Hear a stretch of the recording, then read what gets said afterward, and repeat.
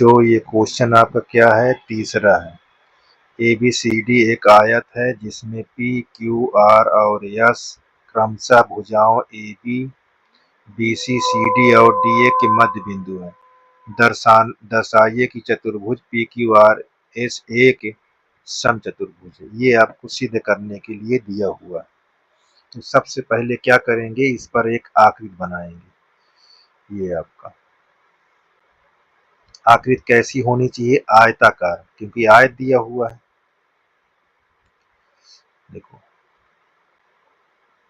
ये यहाँ आपका ये आयत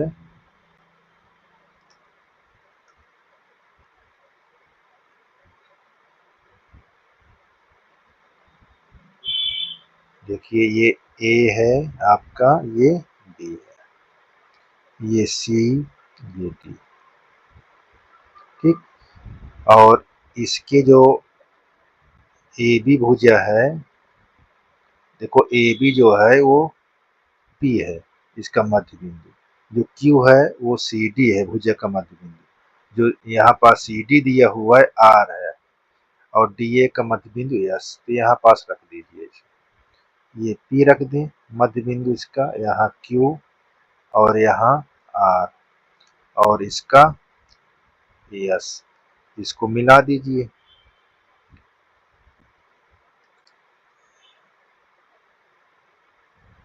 देखो S से P को, P से Q को और Q को R से, R को S।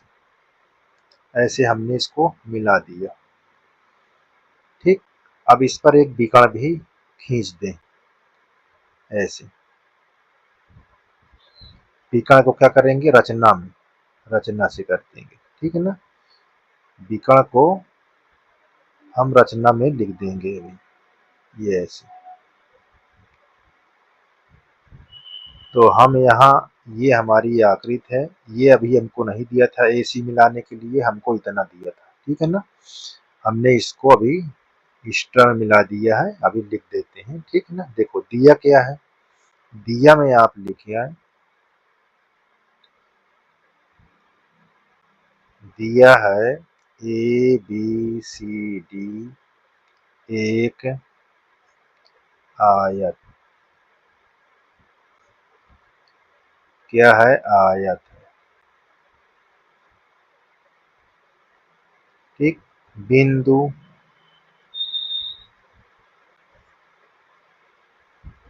P, Q, R और S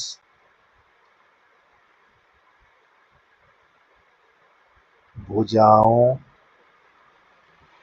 AB, BC, CD और DA का मध्य बिंदु है। ये हमको दिया हुआ।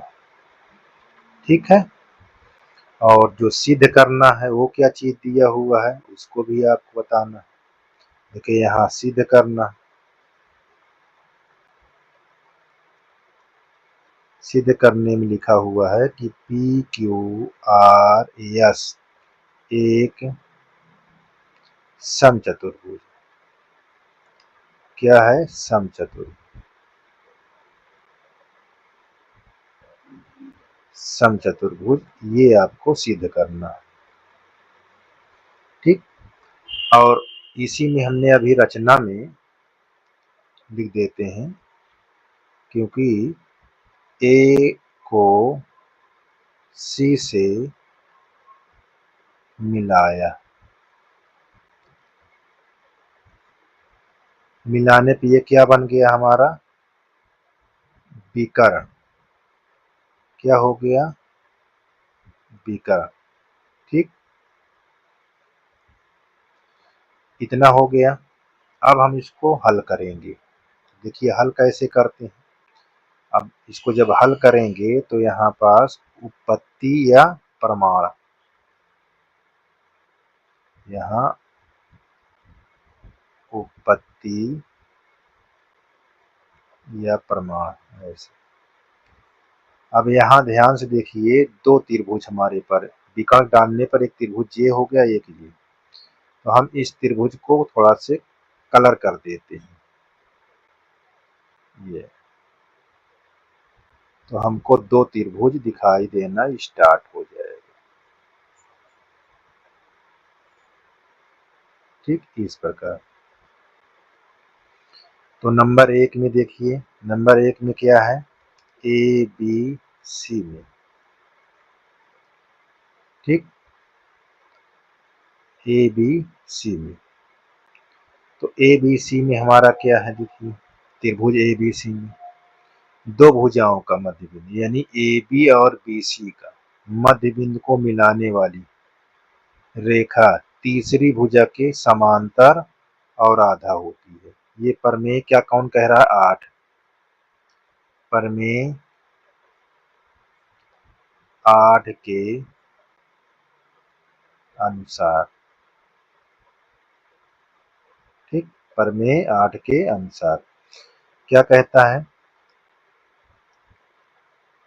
कि बिंदु, यहाँ बिंदु, हमको बिंदु पी क्यू भुजा ए बी और बी सी का मध्य बिंदु है।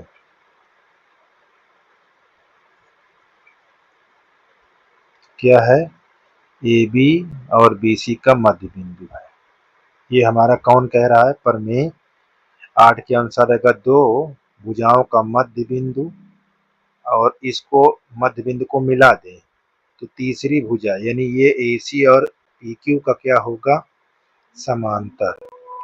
ये पी क्यू समांतर ए सी, और क्या होगा, पी क्यू बराबर 1/2 ए सी। ये चीज आपको ध्यान देना, समीकरण 1 प्राप्त हो जाएगा। ठीक, यही चीज सेम टू सेम अगले त्रिभुज में देखो, त्रिभुज ए डी सी में, ए डी सी में ध्यान देना है। ये भी क्या है, प्रमेय आपका सेम प्रमेय 8 के अनुसार ही रहेगा। इसमें क्या है, बिंदु,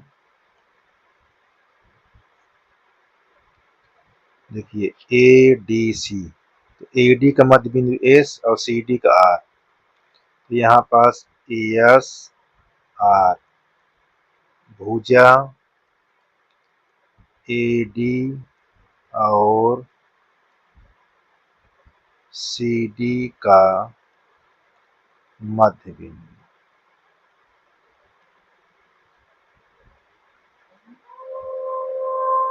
मध्य बिंदु है, ये चीज आपको ध्यान देना।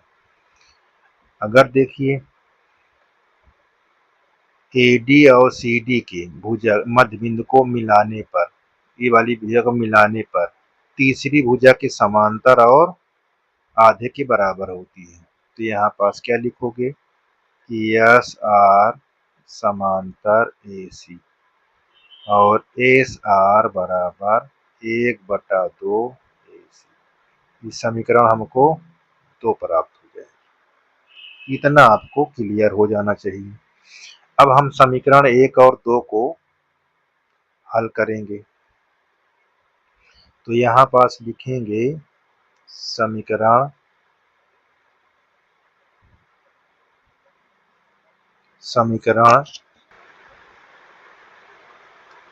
देखो, समीकरण 1 और 2 को, या 1 और 2 से लिख लीजिए, ठीक ना। अब 1 और 2 से हम क्या लिखते हैं, देखो यहाँ पी क्यू समांतर ए सी और यहाँ आपको एस आर समांतर ए सी, अब AC इसमें भी है, AC इसमें भी है, तो AC के स्थान पर हम PQ रख दें तो हमको क्या मिल जाएगा, PQ समांतर SR, ये चीज आपको मिल जाएगा। ठीक, अब हम क्या करते हैं, हाफ AC के बराबर PQ को हम यहाँ रख दें तो हमारे पास ये क्या हो जाएगा, PQ समांतर SR, ये PQ समांतर SR, PQ बराबर SR। अब इसको मिल जाने पर हम क्या बोलेंगे, ये चीज ध्यान, जिसका एक युग्म समांतर और बराबर हो, यहाँ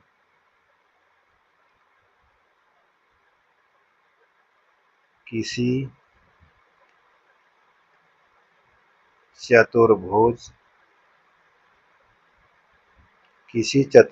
का एक चतुर्भुज का एक युग्म बराबर और समांतर हो तो वह समांतर चतुर्भुज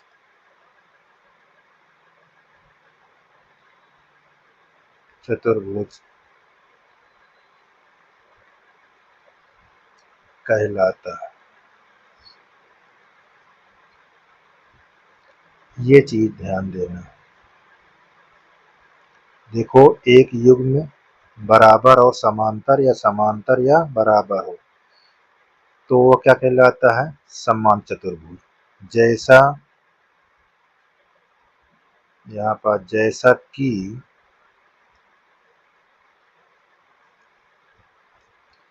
PQ RS एक समांतर चतुर्भुज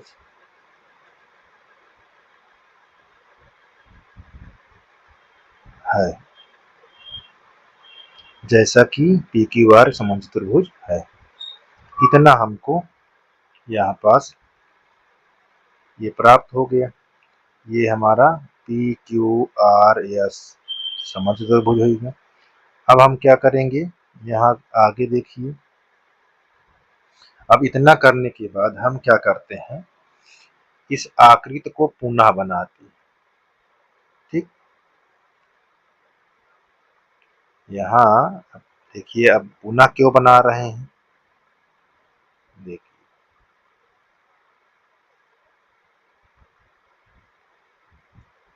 ये A, ये B, C, D, ये हमारा पहले से हमने इसको बता चुके हैं।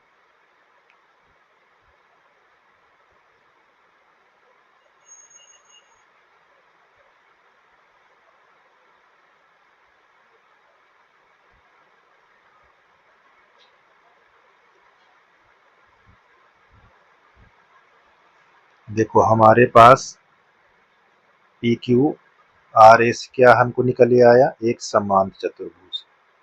ठीक, अब हमारे पास अगला के लिए क्या होगा, देखिए यदि हम AD के मध्य बिंदु और BC के मध्य बिंदु को मिला दें, क्या कर दें, यदि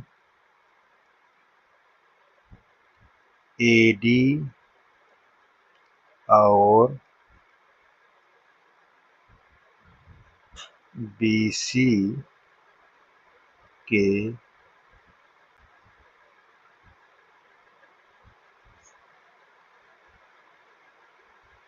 AD और BC के मध्य बिंदु को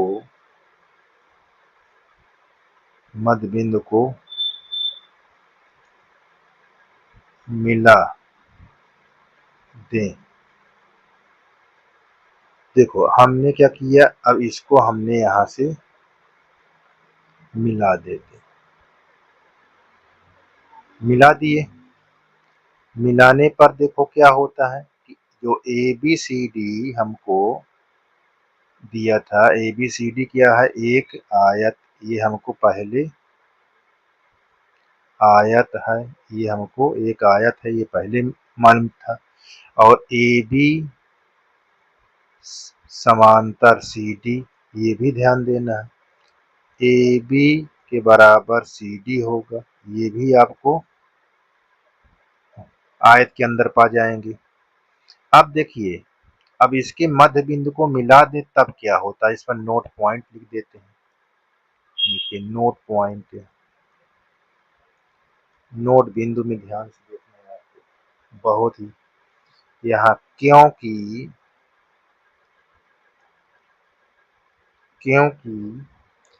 ASQ भुजा AD और BC का मध्य बिंदु है, ठीक, मध्य बिंदु है।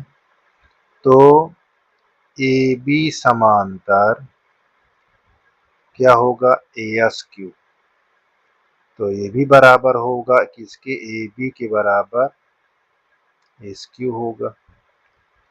और CD के समांतर भी ASQ, तो हम क्या बोल सकते हैं, CD बराबर ASQ।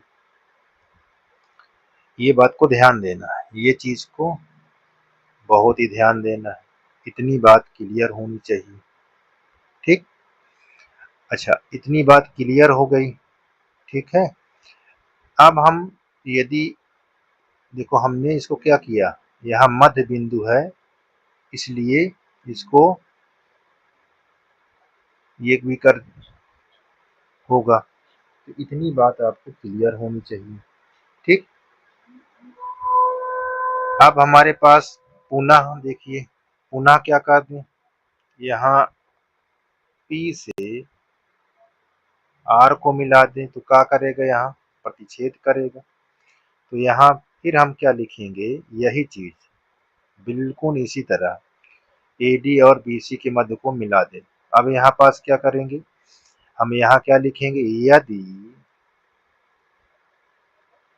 AB और CD के मध्य बिंदु या मध्य को मिला दे, तब देखिए हमारा क्या होगा। बहुत ही ध्यान से आप देखिए, अब मिला दें तो अब हमको क्या प्राप्त होगा, देखिए अब हमारे पास क्या था पहले,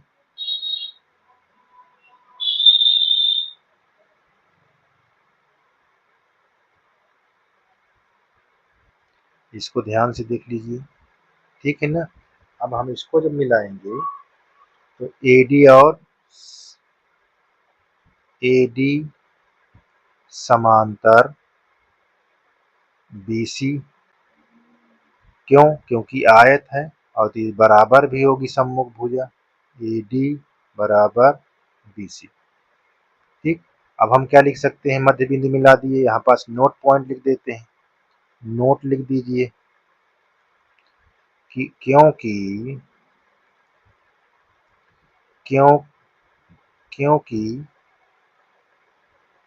PR भुजा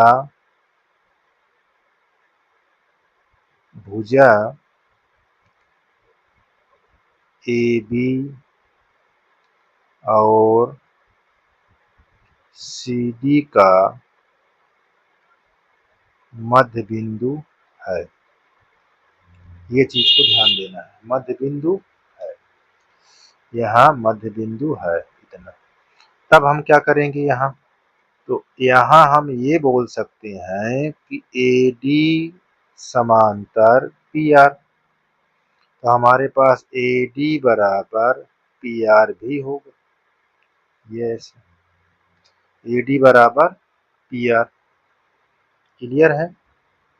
चलिए अब यहाँ पास थोड़ी बात को ध्यान देना है। और यदि हम क्या कर दें, इस वाले में ध्यान से देखिए, अगर मैं इसको हाफ से इंटू करा दूं दोनों पक्षों में, तब ये मेरा क्या होगा, देखिए ध्यान से, इसको हाफ से इंटू कर दूं, देखो हाफ से CD में और SQ में कर दिया तो मुझको क्या प्राप्त हो जाएगा, यहाँ ये हाफ करेंगे तो हमारे पास DR बराबर OS प्राप्त हो जाएगा, और यहाँ लिखा जाएगा DR समांतर OS। ठीक, इसको हम समीकरण 1 मान लेते हैं। इसी प्रकार यहाँ भी ध्यान दीजिए, अब इसको हम AD को हाफ कर दें, AD को देखिए, AD हमारे पास AD, ये AD का हाफ कर दें, तब हमारा क्या हो जाएगा, देखिए AD को हाफ और PR को हाफ कर दें तो हमको AD का हाफ क्या मिलेगा, देखिए AD का आधा, तो यहाँ पास SD मालूम चल जाएगा, यहाँ SD और PR का हाफ हमको OR मालूम, चाहे OP लिखो चाहे OR लिखो, यहाँ हमको OP मिल जाएगा, सॉरी OR का मिल जाएगा। तो यहाँ पास क्या लिख सकते हैं, SD समांतर OR, ये हमारा क्या मिल जाएगा, समीकरण 2। नहीं, यहाँ समीकरण हम इसको 3 कर देंगे तो इसको हम 4। तो ये प्रकार से हमको क्या मिल गया। तो अब यहाँ SD किसके बराबर हो गया, ये वाली भुजा इसके बराबर हो गई, और ये वाली भुजा हमको किसके बराबर हो गई, इसकी। अब हम यहाँ पास थोड़ा और प्रयास करेंगे, ध्यान से देखिएगा। त्रिभुज हमारे पास क्या है, देखिए SDR में त्रिभुज SDR तथा SOR में त्रिभुज SOR में, अब हमको क्या चीज पता है, देखो SDR में ये वाली भुजा इसके बराबर, तो हम यहाँ लिखेंगे SD बराबर OR, ठीक। और SO बराबर, देखो SO बराबर DR, ये हो गया। और इसमें ये वाली भुजा क्या है, ये वाली भुजा उभयनिष्ठ है, SR, क्या होगा, SR बराबर ASR। ये तो हमको कहाँ से मिला, समीकरण 4 से, और ये कहाँ से मिला, समीकरण 3 से। ये क्या है, समान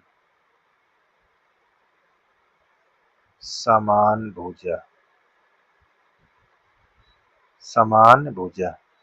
अब हम यहाँ पास बोल सकते हैं SDR सर्वांगसम है किसके, SOR के साइड के द्वारा। अब हम CPCT के द्वारा, CPCT में हमको क्या मिल जाएगा, देखो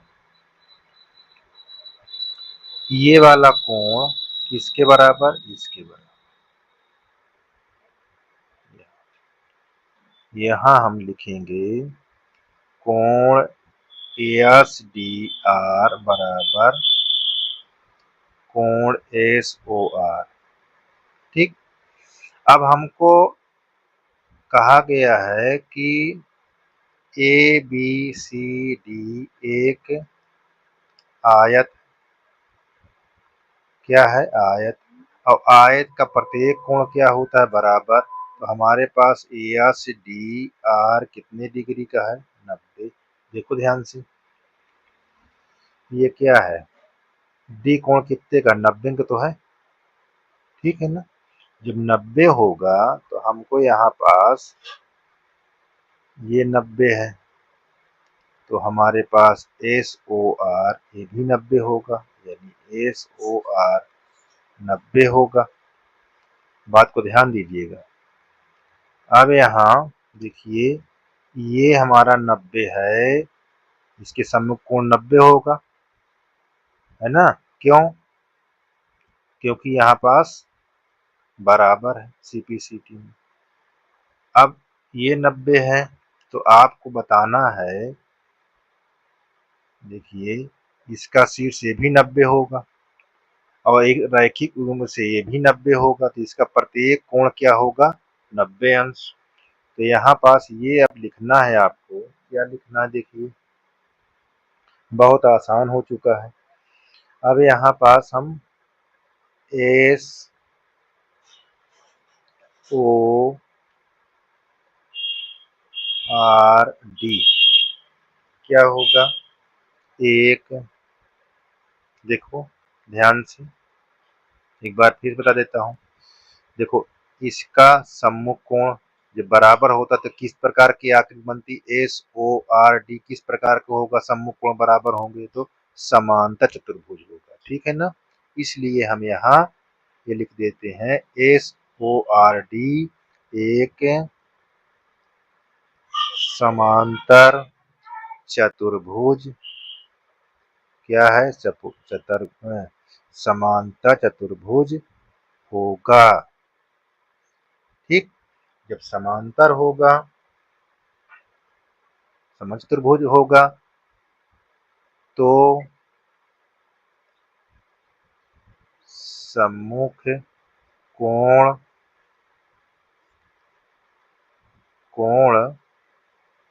क्या होंगे? समान होंगे, समान होंगे, ठीक। जब समान होंगे तो हम क्या बोल सकते हैं? समान होने के कारण देखो यहाँ समान होंगे तो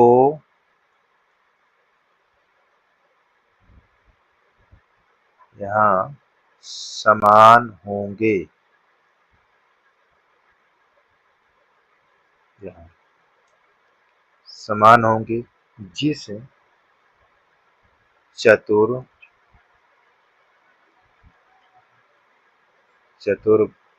का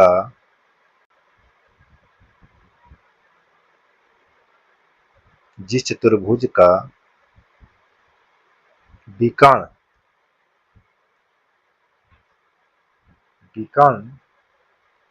समकोण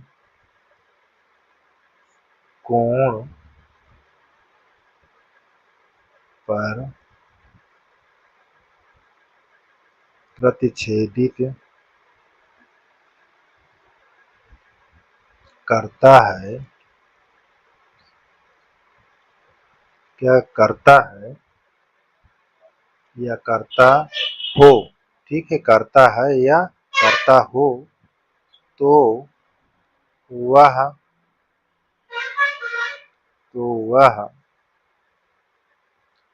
पी क्यू आर एस समचतुर्भुज